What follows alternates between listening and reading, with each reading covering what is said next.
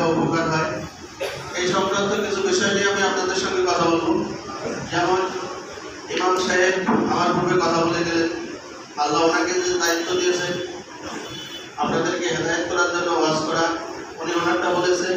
আমি আপনাদেরকে আপনাদের জানমাল অর্থ সম্পদ সহ যেন আপনারা নিরাপদে সুষ্ঠু সুশৃঙ্খলভাবে এই সমাজে বসবাস করতে পারেন, আমি এই সংক্রান্তে কিছু বলব। তো আপনারা অবশ্যই আন্তরিকভাবে শুনবেন এবং আমাকে সহায়তা করবেন। যদিও মসজিদের মধ্যে মসজিদের কথা বলা প্রয়োজন, তো আমি যদি আপনাদের সবাইকে সতর্ক করার জন্য এই কথাগুলো বলতে যাই, সবাইকে একসঙ্গে মসজিদের বাইরে পাওয়া সম্ভব নয়।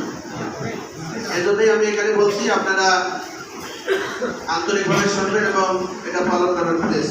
এই যে বর্তমান যে মৌসুম চলছে, সামনের শীত আসছে, তো শীত উপলক্ষে আমাদের এলাকায় প্রচুর গরু চুরির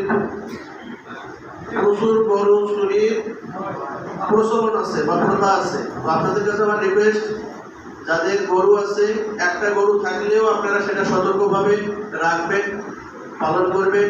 কি দিন কি রাত, আপনার এক একটা গরু মিনিমাম 1 লক্ষ টাকার নিচে নয় বর্তমান বাজারে।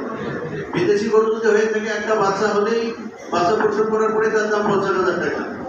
তো যাই হোক, সবার কাছে আমার জোর রিকোয়েস্ট থাকবে, আপনারা যাদের গরুর খামার আছে, অবশ্যই গরুর খামার ভালোভাবে ঘেরা থাকবে এবং শুধু তালাবদ্ধ রাখলেই হবে না, গরুর সঙ্গে নির্দিষ্ট করে মানুষ থাকতে হবে, গরুর ঘরে মানুষ ঘুমাতে হবে এই গরু রক্ষা করার জন্য। এটা আমার সবাই অনুরোধ। কারণ আপনার গরুটা চুরি হলে আপনার যেমন কষ্ট, ঠিক আমারও একটা দায়িত্ব আছে এটা উদ্ধার করার জন্য। কিন্তু চুরির ক্ষেত্রে চুরি একটা জিনিস হয়ে গেলে উদ্ধার করা খুবই কষ্টসাধ্য।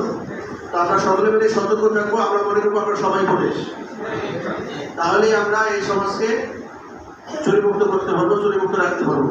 আর প্লিজ, আপনাদের এলাকায় প্রচুর মাদকের সংবাদ পাওয়া যায়। তো আপনাদের কাছে আমার সবিনয় বিনীত অনুরোধ বা বিনীত নিবেদন, আপনারা যারা মাদকের ব্যবসা করে তাদের সম্পর্কে তথ্য দিয়ে আমাকে সহযোগিতা করবেন। আমি আমার সরকারি নম্বর সবাইকে দিয়ে যাব। মাদক ব্যবসায়ী কিংবা মাদকখোর যারা খাচ্ছে, নির্দিষ্ট কলেজ থেকে যারা খায়, একই জায়গায় নিয়মিত খায়, এটা আমার চাকরি জীবনের অভিজ্ঞতা। তো আপনারা জেনে থাকলে আমাকে তথ্য দিয়ে হেল্প করবেন। কোন সময় বসে, কয়টা থেকে কয়টার সময় বসে, আমি আমার অফিসার দেবো। আপনারা তথ্য এবং স্থান জানাইতে সহযোগিতা করবেন। আমার লোক ধরে নিয়ে গেলে আমি আইনের আওতায় নিয়ে আসবো। এবং যারা ব্যবসায়ী, তারা কখন কোথা থেকে মাল সংগ্রহ করতেছে, আমি একটা মানুষ এই মিঠাপুকুর থানায় 6.5 লক্ষ বা 7 লক্ষ লোক বসবাস করে, হ্যাঁ, সবারই খোঁজ খবর নিতে হবে আমাকে। কিন্তু আপনারা সবাই আমাকে তথ্য দিয়ে